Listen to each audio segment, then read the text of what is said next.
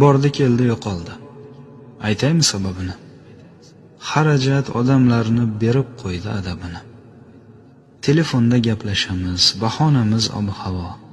4 ta non u yo'l kira bo'lib qolgan muammo.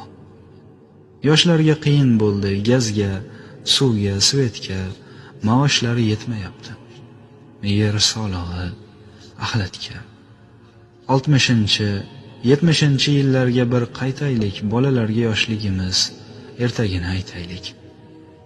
Eshigimiz taqillatib to'la yo'q edi. Hamma ish bilan ovvora, qornimiz ham to'q edi. Obkash degan narsaga chelaklarni ilardik. Quduqdan suv tashib kelib, idishni to'ldirardik. Tanchaga cho'x olib kelib bosib qo'yib kuliga 1 kilo un berardi. Buxonkani puliga. Hammamizni uyimizda o'choq, tandir bo'lardi.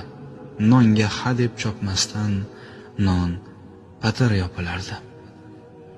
Chiroqning idishiga kerosinni quyib olib, qorong'ida o'tirardik. Lampa shisha yoqib olib.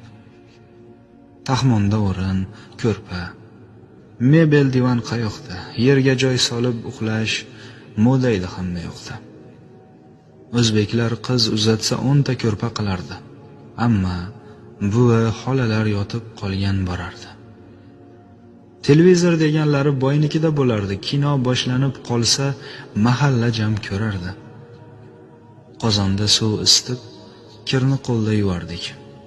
Vanna, hammom bo'lmagan. Sovuq suvda chayardik.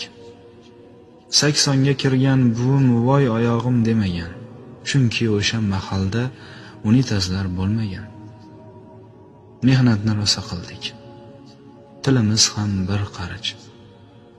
Binoyida o'tiribmiz, sochlarimiz oqarib. Endi birorta uyni tandiri, o'chog'i yo'q. Hamma narsa avtomat. Hamma kasal, sog'i yo'q.